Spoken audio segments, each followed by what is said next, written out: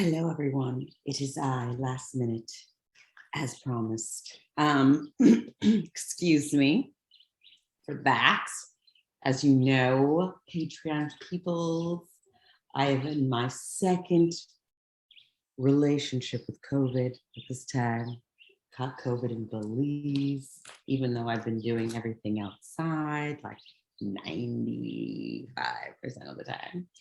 And that it's the least populated country in Central and South America, and that I haven't been anywhere crowded. But apparently, if COVID wants you, it will have you. And that is what the situation I'm in. So if I clear my throat, I apologize, because I know that shit is irritating, or at least it's irritating the fuck out of me. So just a heads up on that. Also, I have 4 decks with me in Belize.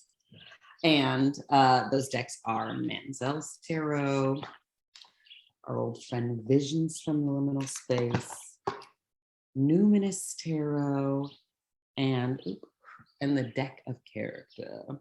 So 4 decks, 4 cards, and each deck wants to give a card.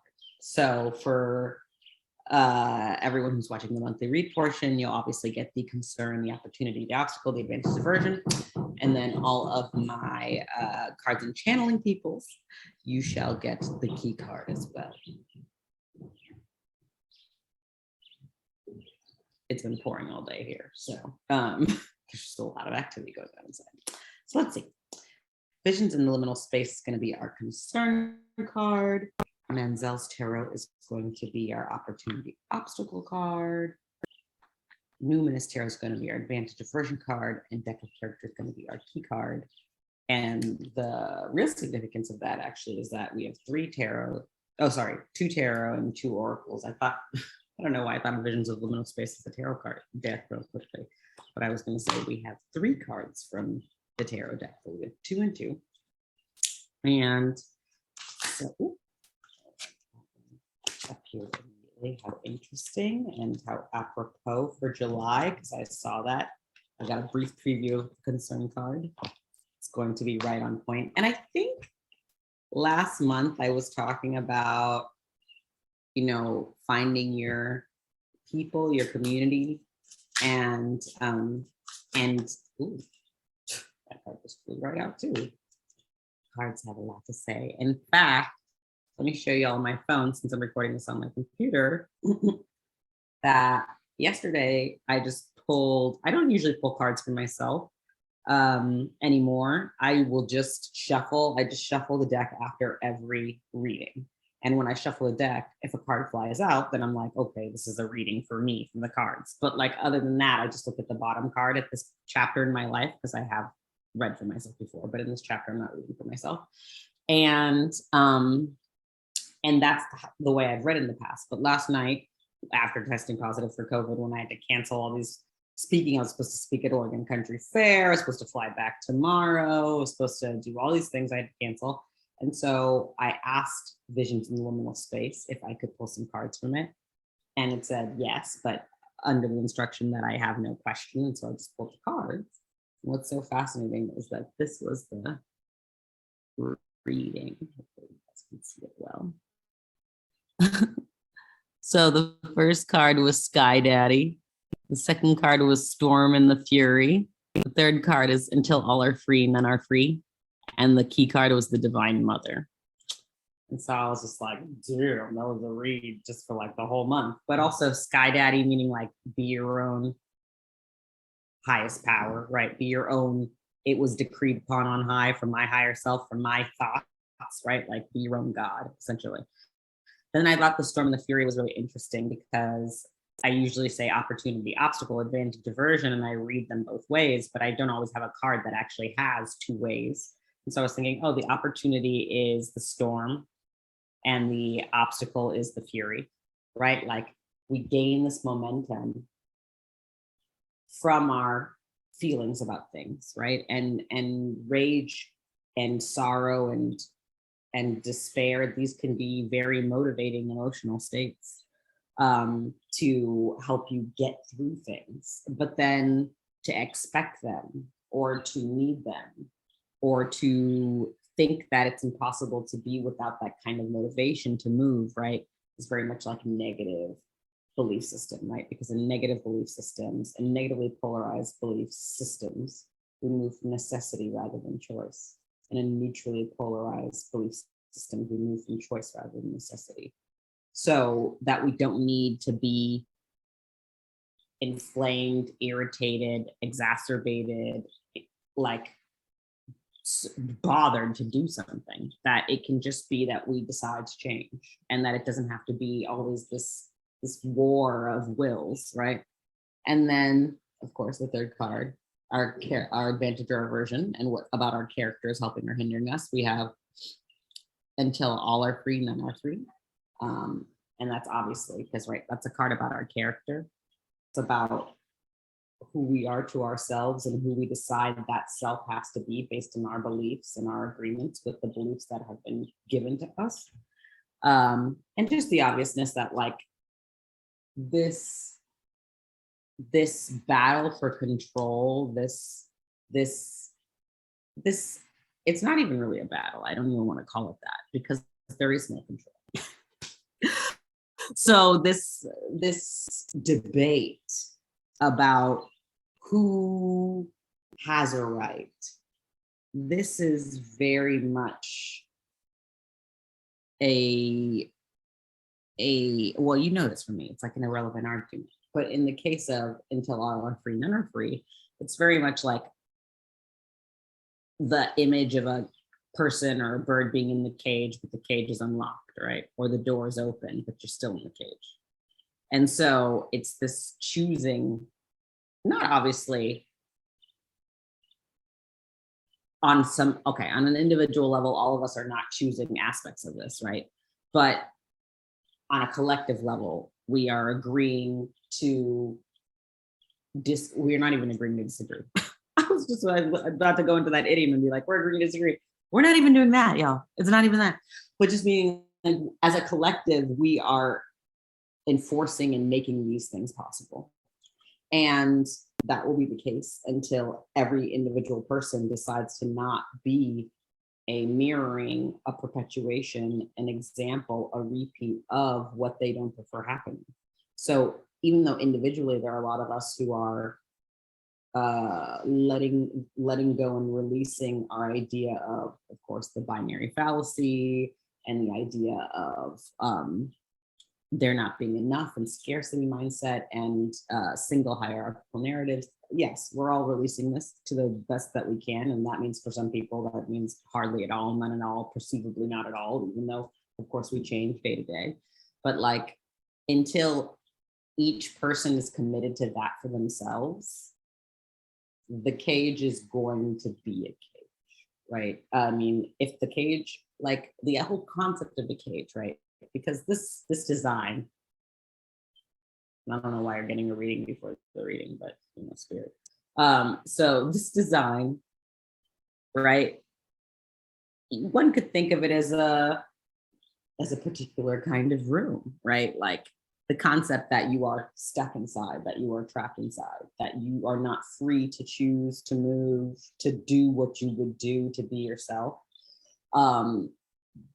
This is also capitulating to the negative belief system and the negatively polarized belief system, which is to suggest that we aren't choosing ourselves and we aren't choosing our lives, which isn't to say we're choosing everything that we experience, but that we are choosing how what we experience is utilized. And so if we're using our experience to say things are just this way, always, forever and ever, we too are building the cage.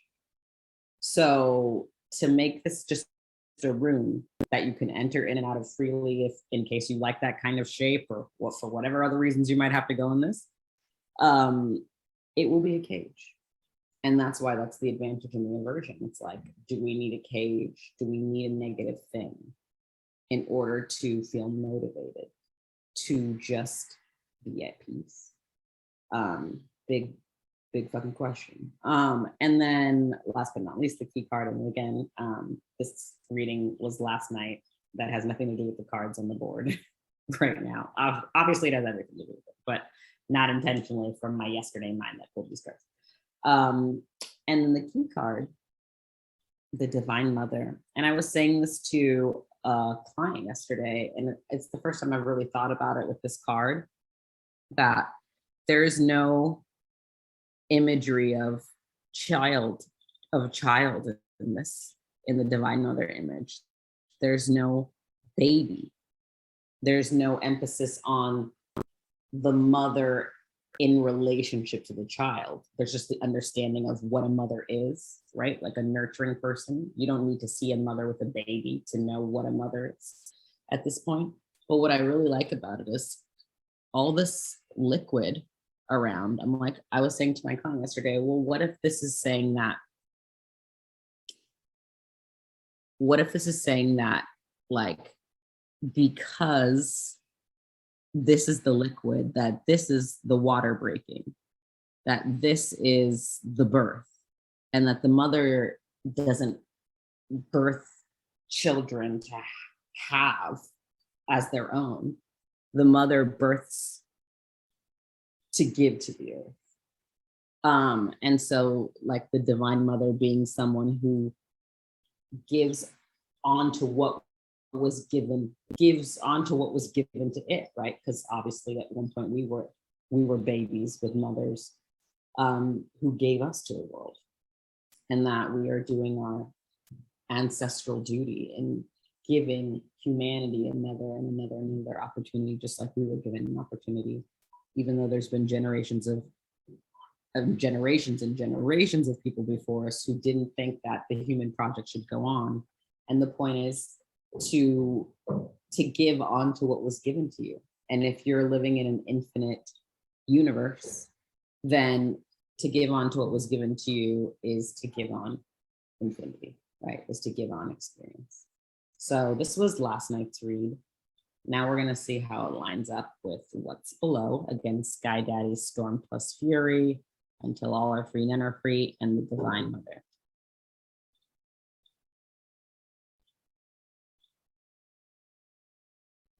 All right.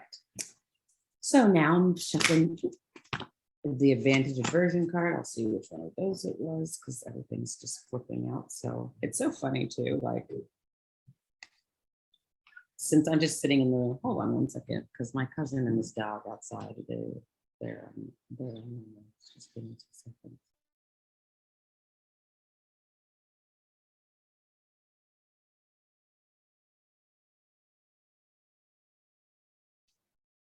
Family. And so we're going to see which card this is. Oh, I already have it. Right. Okay.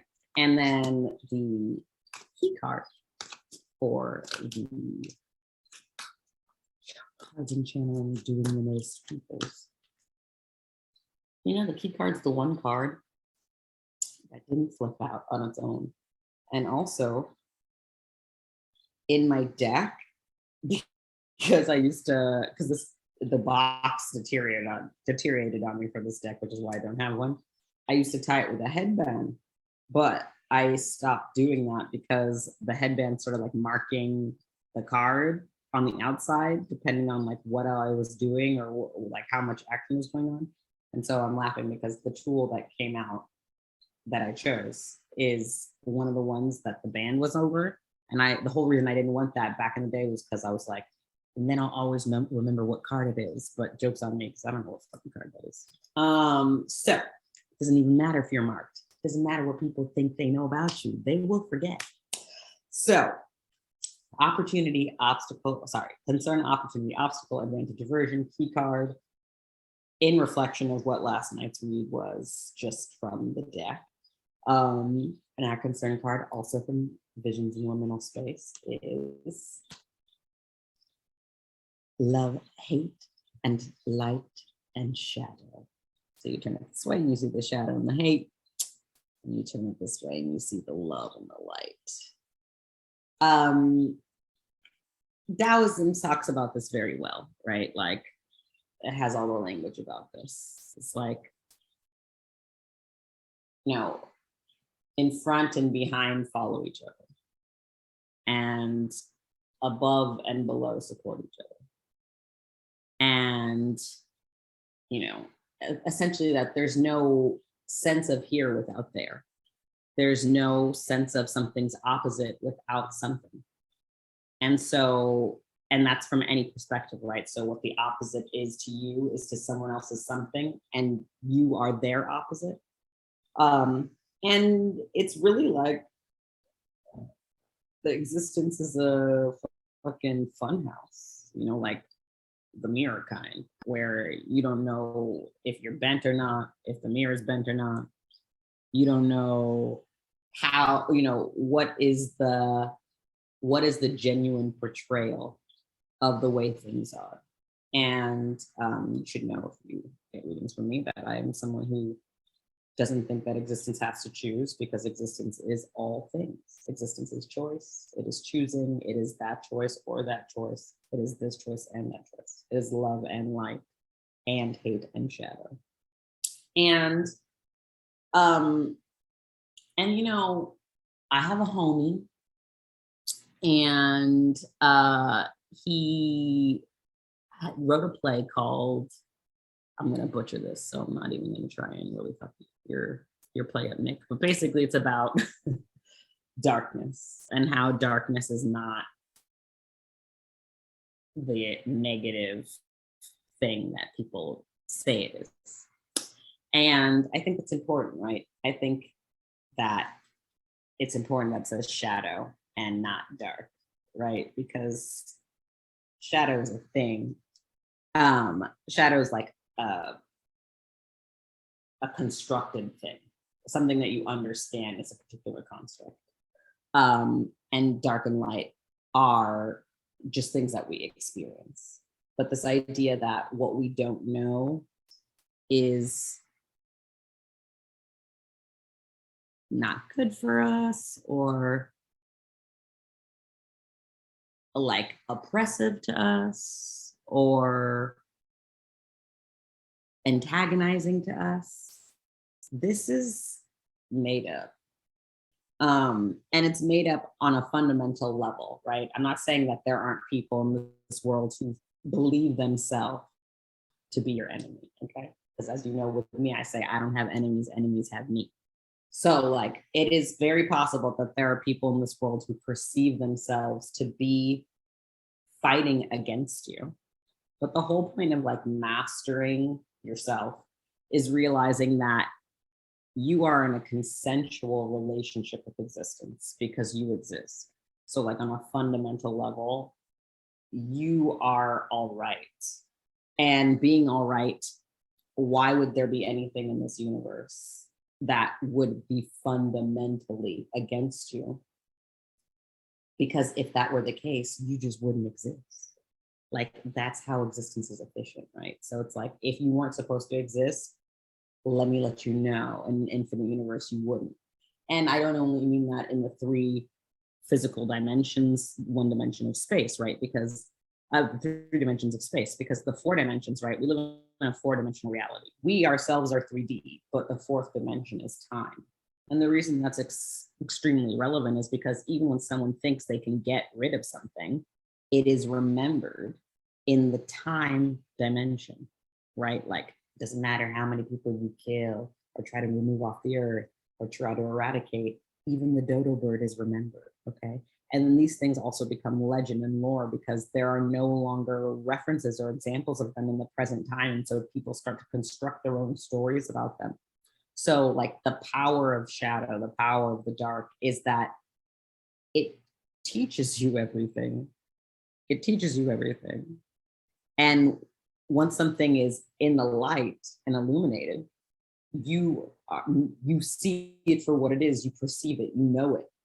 So once something is known, all there is to do is to either enjoy what is known or to dig into what is not known. And if you think that, like, and I started this whole conversation being like, in these times, people trying to go backwards, trying to do limitation, trying to not let people live, trying to construct the cage, like, this is not actually possible.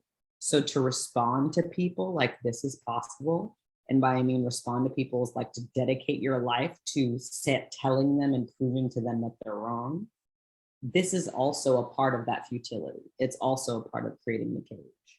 Because if you know that about that it's constructed and that it cannot actually do what it pretends to do, or also would have done it already, then you're in a position to just live your life the way that you would live it anyway.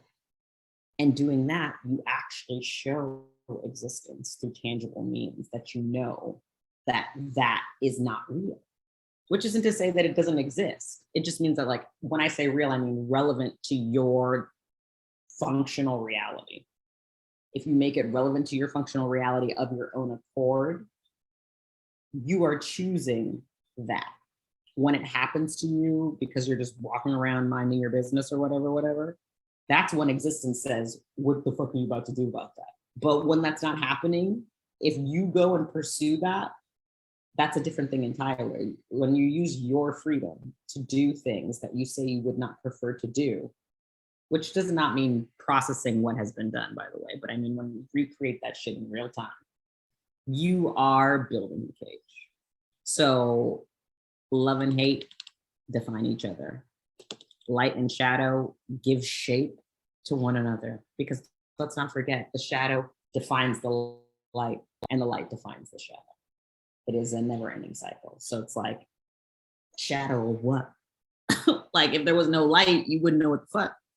And illuminated where? If there was no shadow, you wouldn't know what the fuck. So, like, stop making things that are there not supposed to be there. And I'm probably preaching to the fucking choir, but like, when people come for your life, just tell them, stop trying to make things not there that are there. And then move on with your fucking life. That's the concern for July so far. And Mars is about to move into Taurus. You know, that's my natal Mars.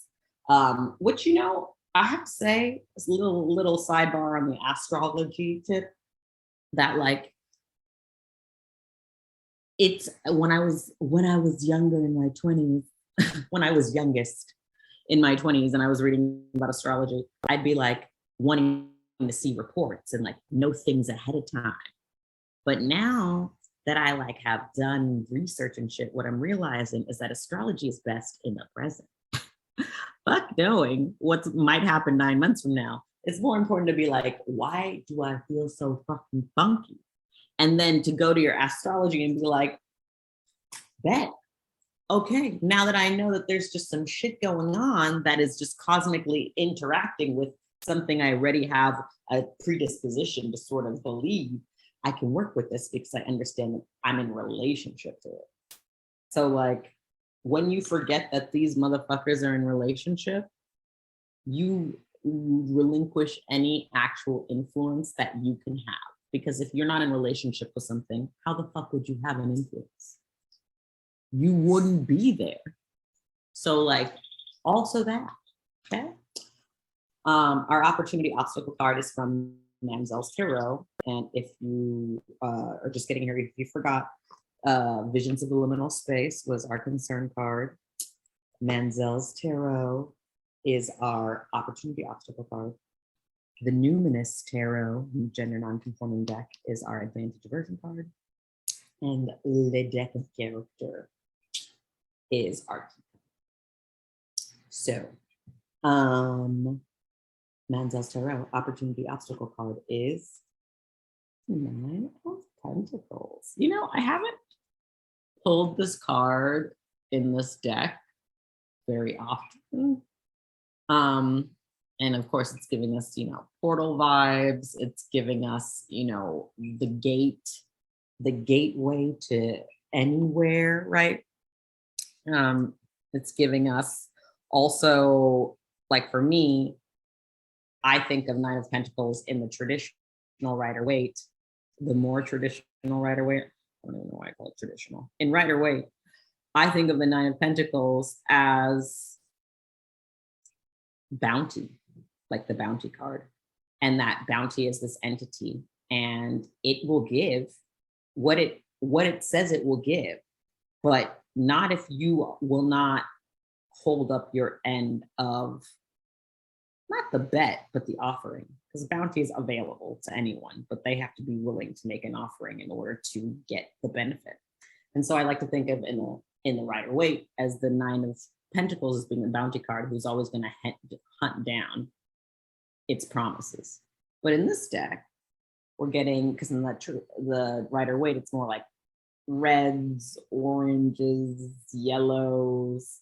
But in Manzel's Tarot, we're really getting some blues, some silvers, some obviously gold here. And in the Opportunity Obstacle card, I think it's really about like, what is your peace of mind, soundness of spirit, and desire to truly live a better life? Like, what is, not bitter life, better life? What is that worth to you? Like, how much are you willing to give to exist as the version of yourself that you believe would be possible without all the bullshit? And that doesn't mean that there isn't bullshit. It means that regardless of the fact that there's bullshit, because if bullshit exists, we know from the shadow and the light and hate and love that it's the bullshit that carves out for you what isn't bullshit. So it's giving shape to what you care about, regardless of the fact that you don't believe, that you don't care about it directly. But again, how can you know anything if you're not in a relationship with it? So of course we're in a relationship with the bullshit. But it's like, if you know that bullshit and true infinite value come from the same place, which is existence, and that they have the same quality of existence as you have, which is eternity and substance, right? What then is it like, then how, why wouldn't you make the bet? Like why wouldn't you bet on the existence that you claim that you prefer once you actually know that it all comes from the same place? Because if you have the option, why wouldn't you choose what you prefer? And that's a really important question when you know you're on some toxic behavior shit.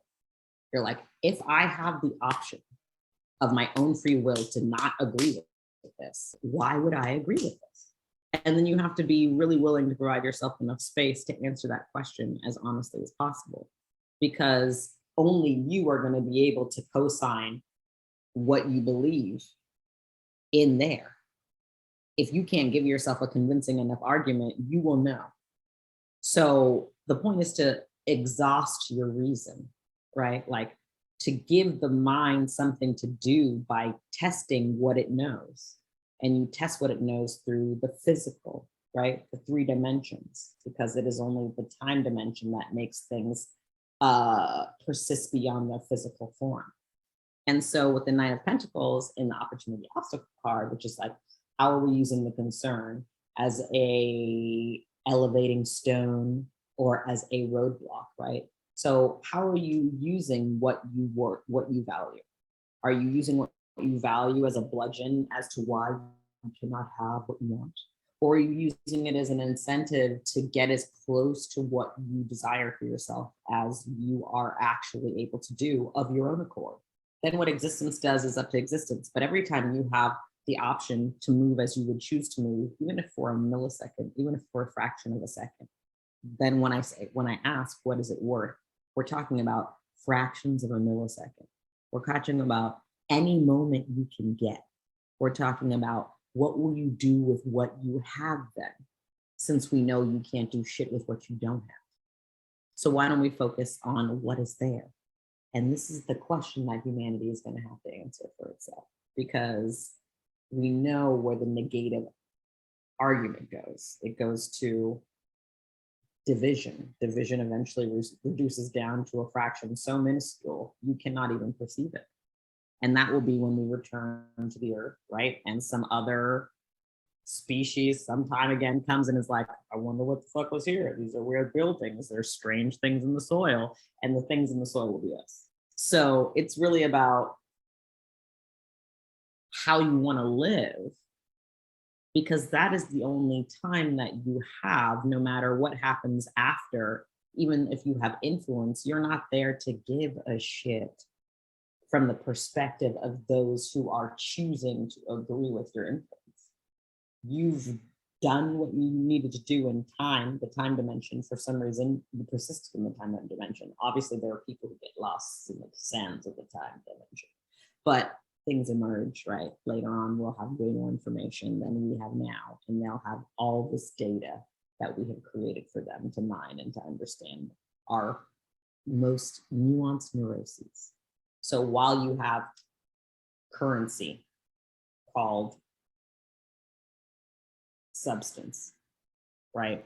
Like, what will you do with it? Regardless of what everybody else is choosing to do with it, because ultimately you are only responsible for the consciousness awareness that you truly govern. And usually that ain't even yourself. So it certainly can't be anybody else if you can't even govern your own consciousness awareness. And then, of course, we see that Pentacles is our card of the earth, right? So it's like, it's beyond earth as a witness to all of this. It's like, and it's so easy to think about this in Belize, and certainly probably in some places in the South and stuff, when you look outside, because it's so earthen, right? Like, I'm from LA, it's a concrete jungle. It's like a place that, unless you are at the sea or on the mountain, you will not see nature that humanity has not planted. Okay. So when you're around, when you realize that you're in the nature and it's not the other way around, or it's not just the other way around, then you start to have this conception of like, oh, you know, Earth has offered all of this. Everything you think of good, everything you think of bad, Earth has given. And to be that generous, regardless of how people choose to use what you have given freely of your own accord, because it is your nature to do it. When you can actually do what it is your nature to do, and that be the reward for you, regardless of how anyone responds to it, that is a mastery that is invaluable. So when we talk about the masters, it's that they persisted. How they persisted was they were going to be themselves regardless of what, regardless of anything, to the best of their ability. Now, obviously, during real time, all these masters we refer to as, who are just past humans, obviously didn't hit the mark the way that they wanted to in real time. But the point is, they didn't stop because of that. They did as much as they could do. If they could take an inch, they took an inch. They could take a mile, they took a mile. So it's about using what is to do what you prefer to do and to be who you prefer to be, and not using what isn't to not, right? So Nine of Pentacles is very much about change, but also very much about like transportation. Because if I am in the state that I prefer, even if I'm not in the circumstances that I prefer, I can literally create another dimension inside myself where you can't fuck with me. And if you can't fuck with me, then I am with existence, because you can't fuck with existence. And so long as I'm with existence, which I am anyways, but like when I'm consciously with existence, I'm always going to leave a mark. There's nothing anyone can do about that. And it will be felt palpably, because it will be that authentic, in the way that when nature really has a moment, you're like, God damn, we're alive out here, right? Like if you see like a tornado or a tsunami or a lion come out the back, you're just like, damn, shit is real. And it is. And so to treat it as if it is optional, when it is literally a matter of life and death in the material corporal realm, is to cheat yourself of the physical experience. And the physical experience is like the one thing that Earth serves up on the most diverse platters imaginable. So to reside or regulate yourself to the aspects of the physical that you don't prefer, when you do not have to, even for a millisecond, is to be robbed of all this. And I guess it's more effective if I kind of like just see if you can, just like, what? You woken up by like 8 million birds. You're like, can't even be like, shut up. You're like, I'm in your fucking house, so I'll be quiet. So it's like that. I'm gonna turn on my light real quick. And then we're going to do the opportunity, the advantage version.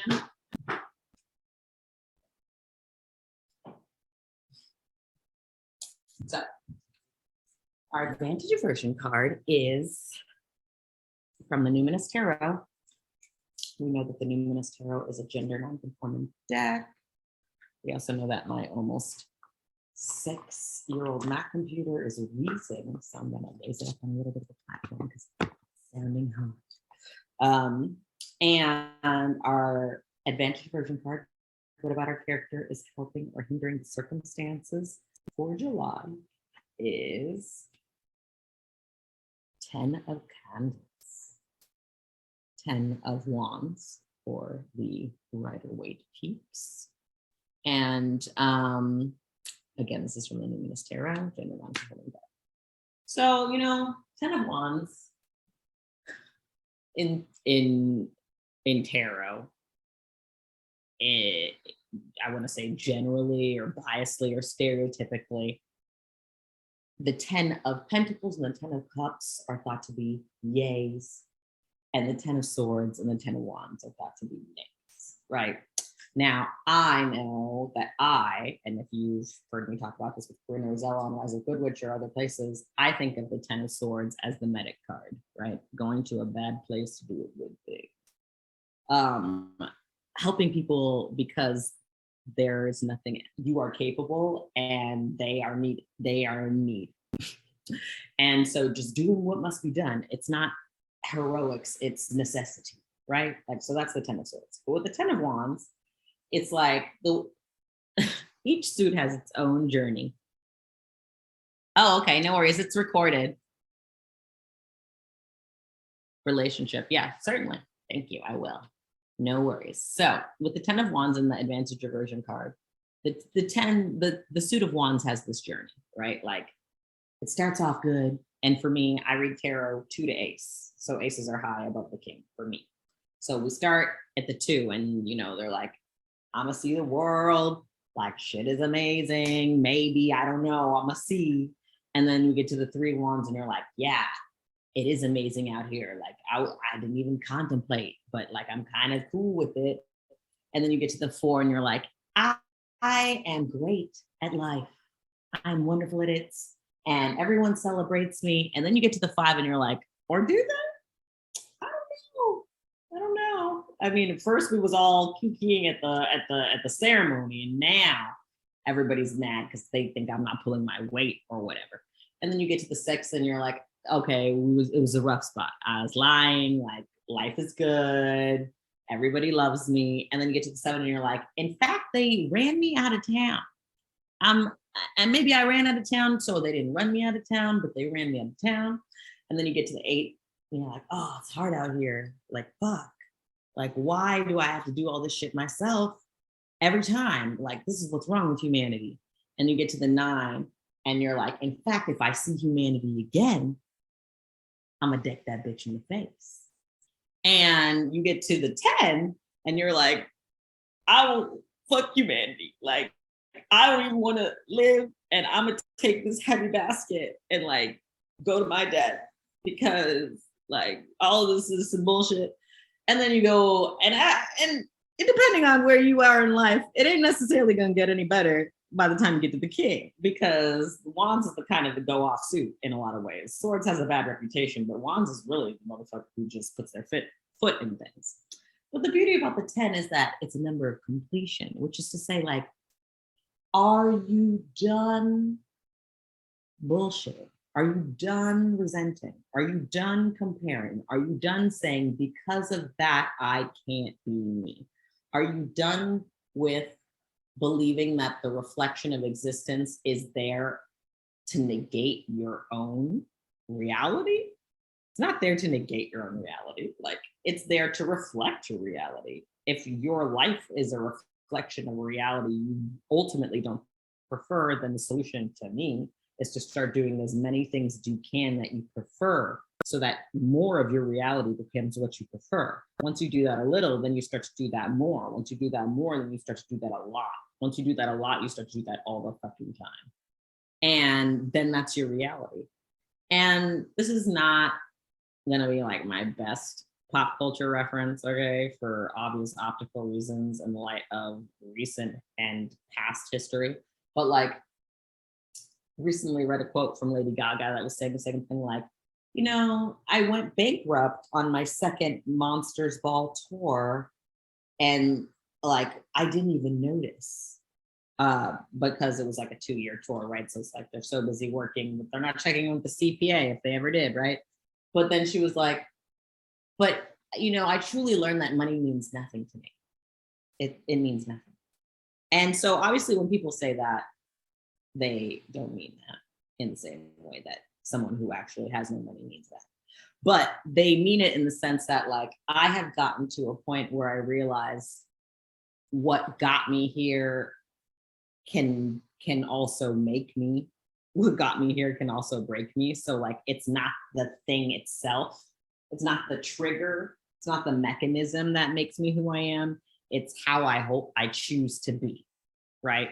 So it's like, yes, of course money helps, especially in a world like this, but ultimately if you were going to do it all over again, and you would do it all over again, or if you have the threat of going bankrupt and literally have to do it all again, would you then throw in the towel and say, I chose the wrong life, this life wasn't for me, I should do something else? If the answer is no, then you're on the only path that you have any business being on.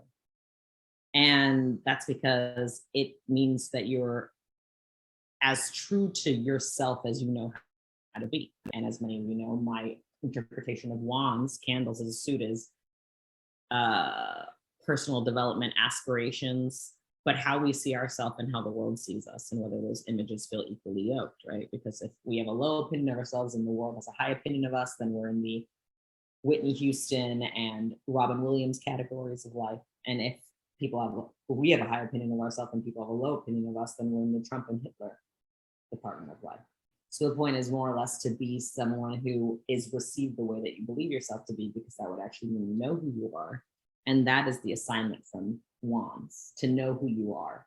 And that's a very challenging thing, which doesn't mean hard and which does not mean uncomplex, but it is very challenging to understand your own humanity when there's so much distortion in the collective understanding of humanity.